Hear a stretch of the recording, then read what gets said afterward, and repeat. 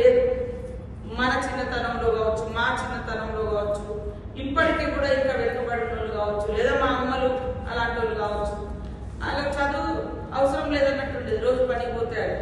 కానీ అలాంటి వాళ్ళని ఈరోజు ఐడెంటిఫై చేసి, మా అమ్మ కూడా మహిళా సంఘంలోనే ఉంది. నేను చిన్నగా ఉన్నప్పటి నుంచి అంటే దాదాపుగా 10th క్లాస్ నుంచి అనుకుంటాను, నేను ఆమెను 10th 8th క్లాస్ నుంచి మహిళా సంఘంలో చూసుకుంటూ వస్తున్నాను. 10th ఆ తర్వాత మహిళా సంఘంలో చూసుకుంటూ వస్తా ఉన్నాను. సో వాళ్ళు అందరూ ఒక యూనిటీగా ఉండడం, ఇది వాళ్ళలో ఐక్యతను పెంచింది. కాబట్టి వాళ్ళంటి వాళ్ళు కూడా ఎగ్జామ్ రాసుకోవడం, అంటే పెద్ద మనుషులు 60 ఏళ్ళు దాటిన వాళ్ళు వచ్చే ఎగ్జామ్లో కూర్చుంటారు, ఎంత గ్రేట్. మేము మన ఒక ఊర్లో మీటింగ్కి వెళ్ళినప్పుడు వాళ్ళందరూ ఎవరైతే ఎంతమంది రాశారు ఎగ్జామ్ అంటే అందరూ చేయండి, అలా చాలా పెద్ద మనుషులు ఉన్నారు. అంటే వాళ్ళ కోసం మేము చప్పట్లు కొట్టేస్తే వాళ్ళు గ్రేట్గా ఫీల్ అయ్యారు. అంటే చదువు అనేది డిగ్నిటీని పెంచుతుంది, అంటే మన గౌరవాన్ని పెంచుతుంది, ఒక విశ్వాసాన్ని ఇస్తుంది, మన మీద మనకు నమ్మకాన్ని వస్తుంది. నేను కూడా 10th ఆగిపోయింది స్టడీ, కానీ నేను మళ్ళీ నాకు బ్యాక్గ్రౌండ్ తెలుసు, అటు పోయి వచ్చి ఉద్యమంలో పోయి వచ్చి మళ్ళీ చదువు కంప్లీట్ చేసి ఎల్ఎల్బి చేసి ఎంఏ చేసి ఎల్ఎల్ఎం చేసి పిహెచ్డి చేసి మళ్ళీ సెకండ్ పిహెచ్డి కోసం మన రాస్తే నాకు సీట్ రాలేదు. మళ్ళా వేరే దాని కోసం ఫీజు కట్టినాం, ఎగ్జామ్ ఖచ్చితంగా రాస్తే ఈసారి.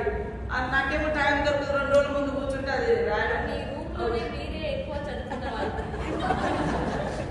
ఇక్కడ ఐఏఎస్ ఆఫీసర్స్ ఉన్నాము, డైరెక్టర్స్ ఉన్నాము, మాకైనా మీరే ఎక్కువ చదువుకుని ఇక్కడ ఒక్కరు కూడా పిహెచ్డి కాదు, మీరు మాత్రమే ఈ రూమ్లో ఉన్న పిహెచ్డి.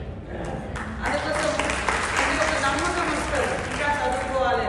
యాక్చువల్గా 10th తర్వాత 7 సంవత్సరాలు గ్యాప్ వచ్చింది, నేను గ్యాప్ వచ్చింది. ఆ గ్యాప్ని మళ్ళీ బయటకు వచ్చి ఎట్లా బతకాలో తెలియని రోజుల నుంచి ఈ స్థాయి వరకు రావడంలో నా వెంట చిన్నప్పుడు అమ్మ నాన్న ఉండేది, తర్వాత హాస్టల్లో చదువుకున్నాం, తర్వాత ఉద్యమంలో విప్లవకారులు నక్సలైట్ మూమెంట్, తర్వాత బయటకు వచ్చినాక అక్కడ ఇక్కడ హైదరాబాద్ ఇక్కడ చిన్న చిన్న ఉద్యోగాలు చేసి రొటీన్ కోర్టులు కేసులు ఇవన్నీ, తర్వాత రాజకీయాలు, ఈ అన్ని దశలలో ఎవరెవరో వచ్చారు మన లైఫ్లో కదా.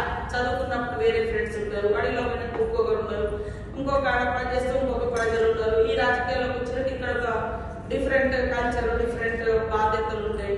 కానీ అన్ని సందర్భాలలో నా ఎంట ఉన్నది నా జ్ఞానం, నేను నేర్చుకున్న తెలివితేటలు